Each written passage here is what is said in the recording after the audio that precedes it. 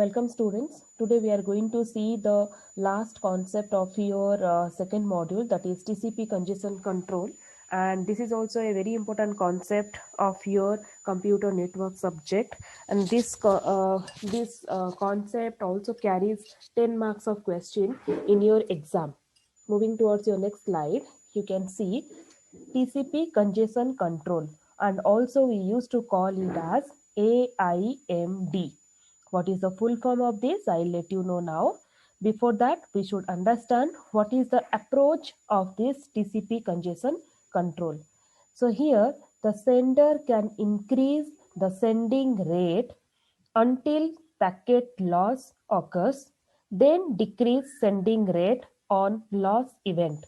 It means that whenever we will send any packets from sender side to the receiver side, we can increase our sending rate, like the packets of movement from one place to another place, that we can increase in our sender side till it will create any packet loss. If it is creating any packet loss, then that time we can decrease the sending rate to avoid the loss event. And whenever the packet loss will be there, that is known as your congestions. So here you can see the graph where in x-axis that is time, y-axis that is TCP sender sending rate. So what will happen if my graph will be in a, like if I am going to send the sending rate increasing way, you are going to get the graph in this way. But what will happen? Suppose sometimes what will happen is there will be the here what I have written, the increase sending rate. It means that I'm going to increase the sending rate, like whenever I'm going to send the packets from one place to another place. It means that I'm increasing the sending rate. That is known as my additive increase. I'm increasing. So how I'm increasing? Increase sending rate by one maximum segment size in every RTT until the loss is detected. So it means that I should increase the sending rate of packets, or you can say segments, one by one till there will be a loss of packets get detected. That is known as my additive increase. Here A and I stands for this AI from this AIMD. Okay. Next what will happen is, next you can see here multiplicative decrease. You can see the downwards, that is nothing but your multiplicative decrease. So we are having the decrease. Why we are having that decrease?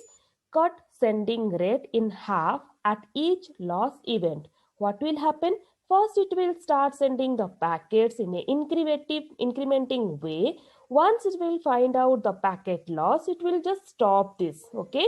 So here in the multiple way, it's going to be decrease. So whenever it will increase, it's going to add one by one and increase the segments. But when the packet loss will start, it will just decrease by half. That is nothing but in a multiplicative way decrease. So this concept is present inside your TCP congestion control. Here you can see what will happen actually. This AIMD, it's a behavior which will probe your bandwidth, because it will affect the bandwidth, because sometimes we are sending the packets very rapidly and suddenly we are decreasing the packet sending rate. That's the reason it will affect the bandwidth. So now to know more about this TCP AIMD, how the sending rate is happening, how the acknowledgement is receiving and all, here you can see cut into the half on loss detected. It means you are decreasing the sending rate once the loss of packets will get detected. Then by tripling the duplicate acknowledgement, what you are doing in this way, because multiple packets will be reaching inside your receiver end, so you need to send the acknowledgement to the sender side. So that time the acknowledgement can be duplicate values, and also it can increase the rate by triple. Okay.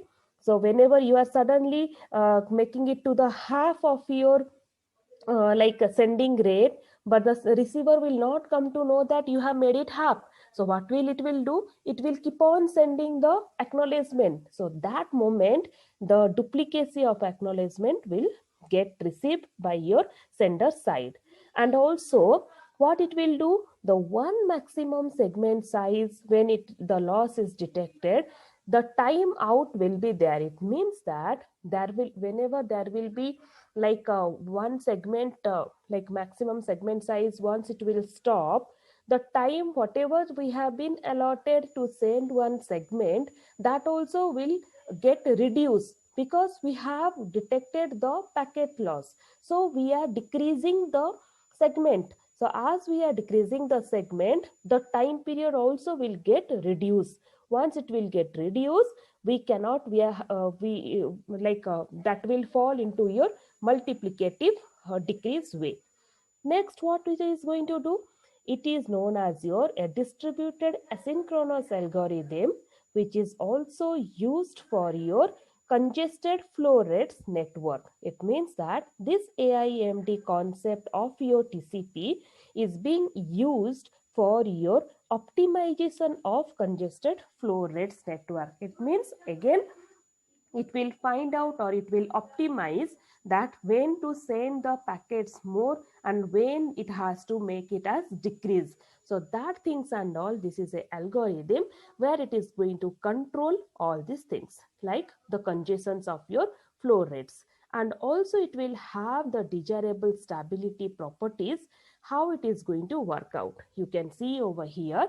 This is a TCP congestion control diagram where we know that we have this color codes. CWND is nothing but it is your congestion window. Here the sender sequence number will be there. Okay, whenever the sender will send any of the packets to your receiver end, it should have the sequence number, because according to the sequence number, it should get back the acknowledgement. So this is my the flow of packets.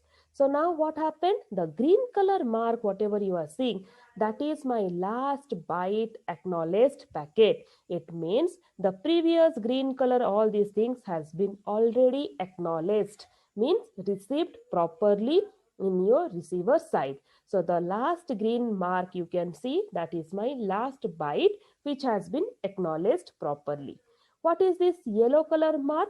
It has been sent, but till now it has not been acknowledged. So it is waiting to be acknowledged. Now what is this one? This last yellow color will be your last byte which has been sent to your window. Next is what? This blue color lines. It is available in your congestion window, okay, in this window, but till now it has not been sent. So it is waiting to be sent.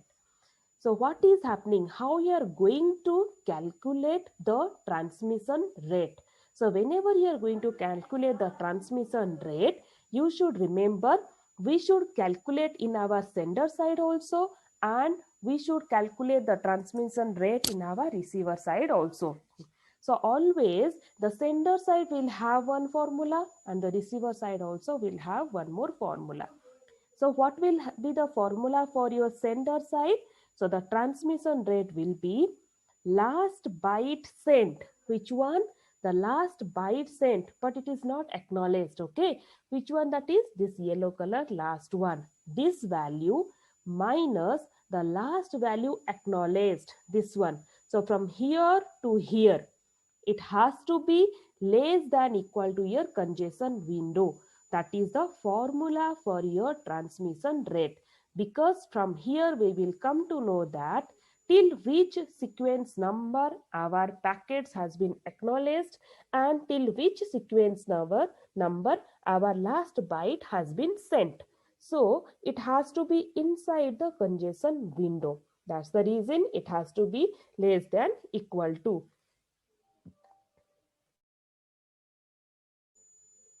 Now this congestion window, how it is going to adjust all these responses if it is observed that if any network congestion is there, how it is going to observe it, how it is going to implement this TCP congestion control. What it will do, you can see here, the behavior of your TCP sender side will change little bit. How? It will send the, let's take congestion window bytes of data. Okay, from here to here, it is your congestion window bytes of data. So now we are sending this congestion bytes of data from your sender side to receiver side. Then what it will do? It will just wait for your round trip time. So whenever it will get acknowledged, that time only we can say that within the trip time or round trip time, the packets has been received in your receiver end. Then only you can send the more bytes of data.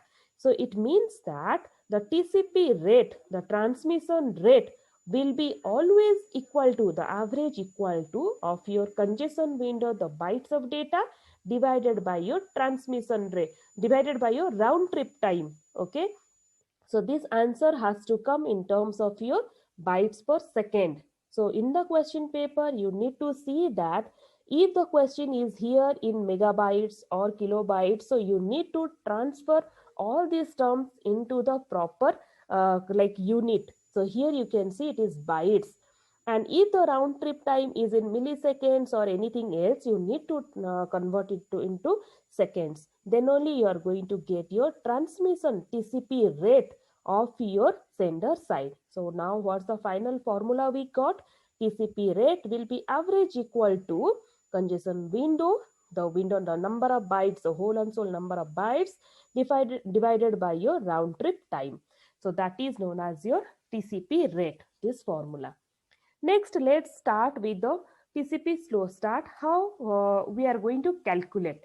Let's take here when the connection will begin, it will increase the rate exponentially until the first loss will happen. Okay, till the first loss we will get, it has to start and increase the speed of transmitting the packets from one place to another place.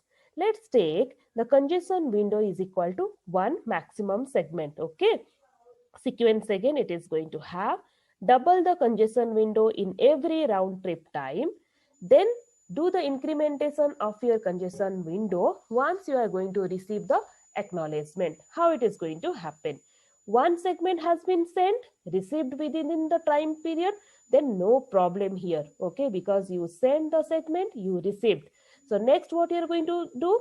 Once it has been received properly, what you are going to do? You are going to send the segment, you are going to make it double. Okay, can you see here? I have made it as double. So two segments I have sent, and here little gap is there. Then I am receiving again 4 I started, but I am receiving. So now how you are going to get it? What is the summary of this?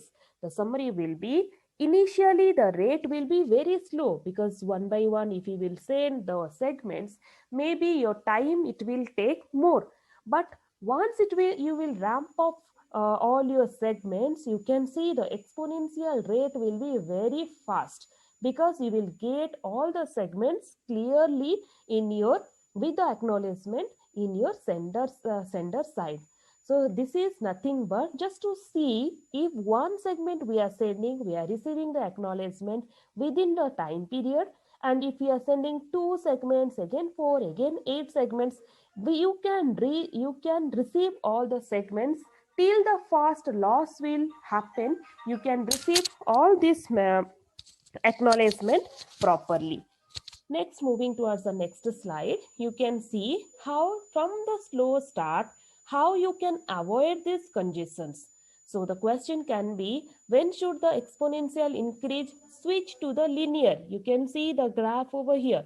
Okay, when the congestion window gets the half of its value before timeout, it means that here what is happening, there will be some threshold values. Okay, once you have sent 2 packets of data, you saw you have reached over here, then 4 packets of data you got it, then you have sent till 8 bits of data you got it. So there is some threshold values. So after that what happened, the transmission rate got tilted over here, and here the packet loss happened. So in this graph you can find that if you are getting your loss of packets, then the threshold value is getting half. Okay, so what happened that you are going to implement, if you are writing the program for this, you should write, you have to take any variable name. Here it has been taken ss thresh. So how you are going to know if it is there is no loss event, you are going to get properly. Okay, it is going to set as your half of congestion window. Why it is set as half of congestion window? Because you can see here, if I will go back to the this congestion window diagram, you can see the congestion window right from here to here. Once everything will get received, so the new packets will get added up here. Okay, so it will take the half of the congestion rate. Okay, so here the same thing has been written. Here you can see that it will be the half of congestion window before, just before your loss happen. Once the loss will happen, then what will happen? Here you can see the threshold value will get reduced. Okay, so the TCP rate also will get reduced. And here, instead of getting the packet rate like this, the TCP rate like this, you will get it in this way, because we got the packet loss. Okay, so now we can see the summary of your TCP congestion control, how it happened and all these things. See here what happened.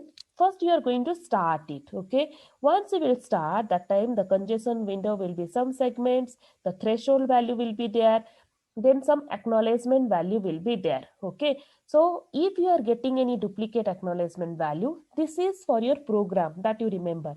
Then if you are getting the acknowledgement value, you have to add the count.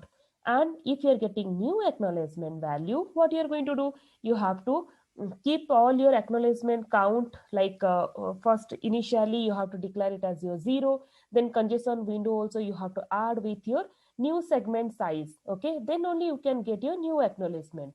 If you are getting new acknowledgement, definitely if it is duplicate, it will get added. If it is not duplicate, then also it will keep it. Okay, then next what is happening, within the time period if you are sending, then no transmission is required. But if you are getting timeout, you are going to retransmit the segments once again. So here you can see the congestion window, if it is greater than your threshold value, then what you are going to do, it will avoid the congestions. The congestions will create. Here new acknowledgement was only your congestion window, which is adding with your like segment size, and it is giving your new congestion window value. But here what is happening, it is becoming half. I told you it is becoming half. So you are going to get this value, then you are adding with congestion window, and you are getting your new congestion window value.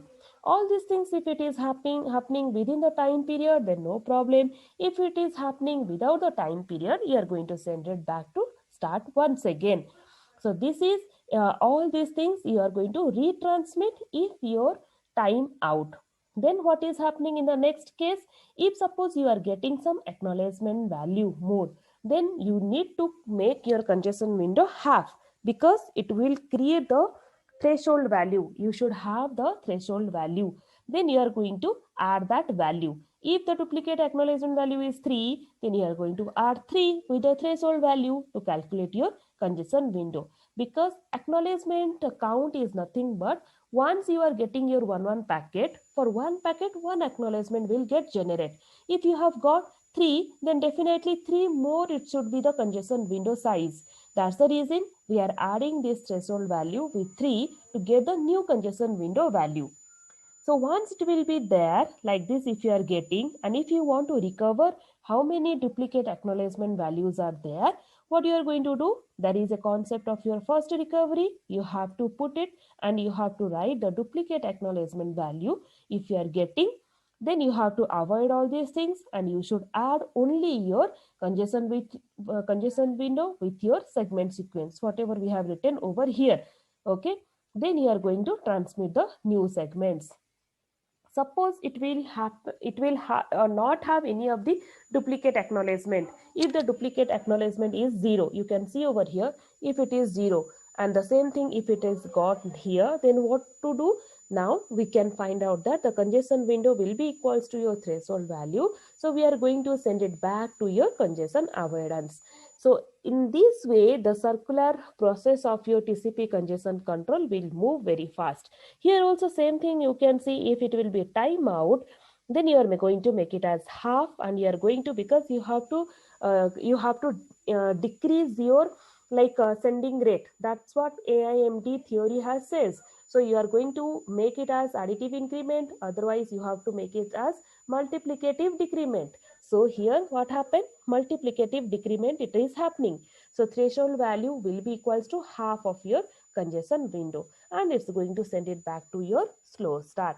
So in this way, the TCP congestion control works out. Okay, so now you can see the TCP cubic. This is a new concept of your AIMD. So do you think that it is a better way than your AIMD to prove for usable bandwidth? Because whatever we are using, whenever we will use any concept, it should have the more bandwidth. So what is happening here? You can see these things, everything, if it is a maximum size, it is going to reach. But if you are going to, if anything lost packets will get detected, then definitely everything will be in the half. It will just multiplicative way, it will just come down. Here you can see in this diagram also happen the same thing. This is the maximum sending rate, whatever the sender side can send to your receiver side.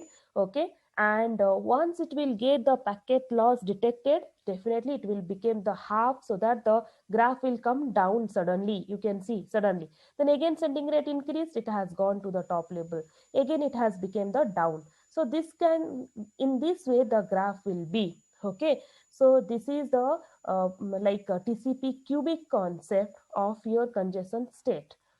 So now the same thing I have told you here, whatever has written in this point. After the cutting rate or window in half or no loss, initially the ramp will be in the W of maximum size, which will be very faster. Once the loss will get detected, it will become half and it will become very slow. Then it will again go up to match with your maximum sending rate. See here, you can see the sending rate will be very faster. Again, it will be the TCP cubic. So where the TCP cubic is working out, you can see the multiplicative decrement way. Okay, so these dotted lines is nothing but it is your throughput value of your TCP cubic. So normally this one will be your TCP, but if once it will get slower down, half of it, that will be your TCP cubic. So similarly, all these things will happen for all the packets has been sent from your sender side to your receiver side. So now how to calculate this? If you are going to take the K, which one will be the point in time when the TCP window size will reach to the W of maximum size, then the K will be tunable. It means that you can find out the value of your K. And once it will increase the W value, the function value, what will happen? The cube of the distance between the current time and the K. So how you are going to find out? The cube value, it will be the distance between the current time, what is the time is going on, and the K point value. So the distance you have to do the minus, then you will get the value of your cube. It means that the larger it will increase away from K, then the smaller it will be increased in the nearer to the K. It means if you are going far away, then you can get the values of the Q values. See here the diagram. This is the sending rate. These all are the sending rate. So what is happening? This blue color is nothing but it will be your TCP cubic. So the TCP cubic default in Linux, most popular TCP for popular web servers. Okay, this one is we used to have this TCP cubic value whenever we have the operating system of Linux or Ubuntu. Then moving towards here, what do you mean by this bottleneck link? So what will happen? The TCP, you can give the two names of that. One will be in a classic way, one will be in a cubic way. So what will happen here? It will increase the TCP sending rate until the packet loss occurs. Okay. So once a packet loss will occur at the router's output value, in the router's output, you can see here that is known as a bottleneck link. It means that whenever we have sent the packets, it has been reached, but whenever the packet got lost, that time only in that router link, so what will happen, it will become busy. Okay, the link will get busy. That time that link is known as bottleneck link. So bottleneck link means that whenever the packet will get lost, that link is known as your bottleneck link. Okay, so here you can see packet queue almost never empty. Sometimes the overflows of the packet causes the loss. If we will send the more packets to this route through this router, then what will happen, the packets cannot reach, and in this router itself the bottleneck link will happen. And one more concept is also here. You can see this is a round trip time has been mentioned over here. So in this round trip time, what will happen, in my source I'm increasing the TCP sending rate, which will also the increase of not increase of your end-to-end throughput, because if there is a congestion started within the time period, the packets are not able to reach from source to destination. So what will happen, the congestion will start. That's why the throughput also will cannot be calculated properly.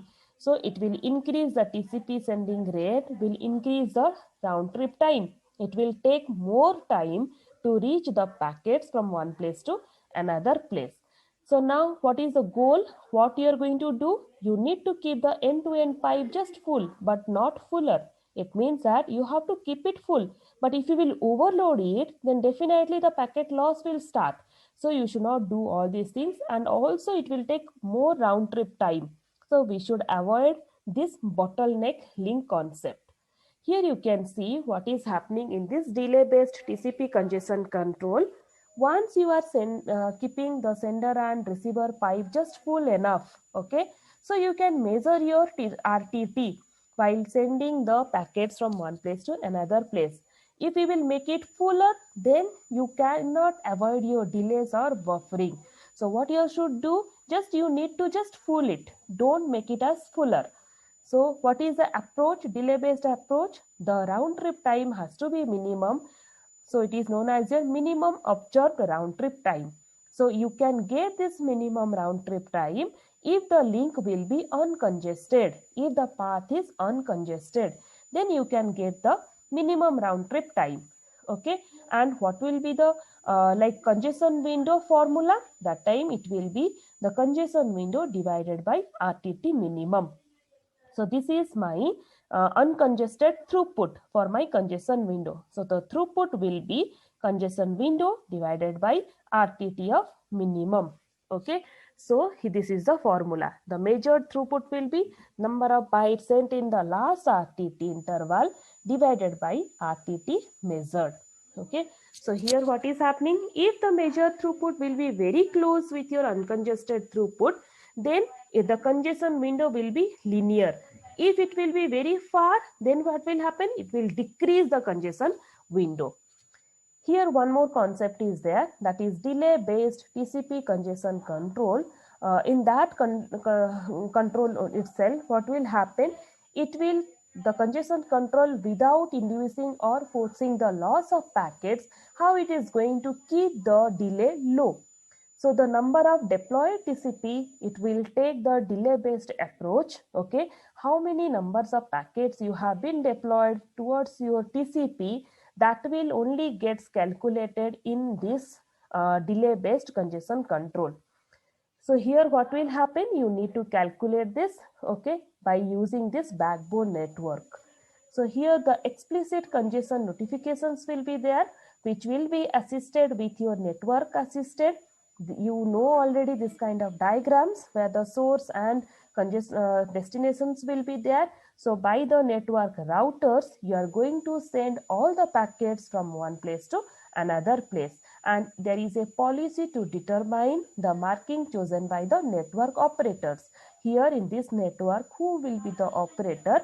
Through that, you are going to calculate all the packets transferring from your source to destinations. So here you can see there will be the datagram name. Suppose if it is 10, so what will happen? It is going to send to your 11. So the congestion will indicate that if you are going some different route, you will have the congestions. So you need to follow this route. So what will happen? It will just send back the IP datagram through this channel, and the TCP acknowledgement will get received. So in that way, you won't find out that if there is any loss of packets, because that is the concept of your explicit congestion notification, ECN. Which one will involve, which one will have both the IP address and the TCP address. And also one more thing is that TCP fairness. What is happening? What is the goal of this fairness? If there will be k TCP sessions which shares the same bottleneck link of bandwidth R, then each should have the average rate of R by K. These things will come as a problem in your exam. What will happen? If there will be two TCP connections which all are moving the packets by using two routers, so what will happen? They will have the like you can see the green color packets and blue color packets. This is my bottleneck router which will have the capacity of R bandwidth. So if they will send more than that, then the packet loss will arise. If they will send within that capacity, then the average rate will be R by K, the K TCP sessions. There are two TCP sessions. So this one will give you the average rate. Next, how it is going to be fair? If there is two competing TCP sessions, that is 1 and 2, both are there, how you are going to get it? So there will be one additive increase which will give the slope 1. Okay, this is my additive increase which is going to send the all packets in a very sending rate, which one will increase the throughput. And also there will be one multiplicative decrease which will decrease the throughput. Okay, one is increasing, one is decreasing. So both the things will be the competing sessions for your TCP. Next, how it is going to be? If there will be the congestions, the additive increase will try to avoid these congestions. Okay, and it will have the loss. Then how to calculate? I already told you. You have to make it the factor of divided by 2. And again, if you are not having any of the congestions, you can increase by increasing your additive increase. Again, if you have, you can decrease it. So in this way, you need to continue the process till you are going to get the packets from sender sides to receiver side. Yes, if the TCP is very fair, if it will have the same RTT value and a fixed number of sessions, then it can avoid the congestions while transferring the packets from one place to another place. So here you can see how in which network the applications will be very fair. The applications will be very fair if it will not have the rate, the throttled by the congestion control. If it will don't want any of the throttled congestion control, then definitely there are multimedia applications are there which will not use the TCP. Okay, but instead of use UDP, if you want, you can use the UDP, which will have the transmissions over your streaming line, that is your audio video. It can send within a constant time rate that will tolerate all the packet loss. So there will be no internet policy for this use of congestion controls. So if you are using any parallel TCP connections, you should have the multiple parallel connections and you can send multiple applications at a time. So this is all about your TCP congestion control.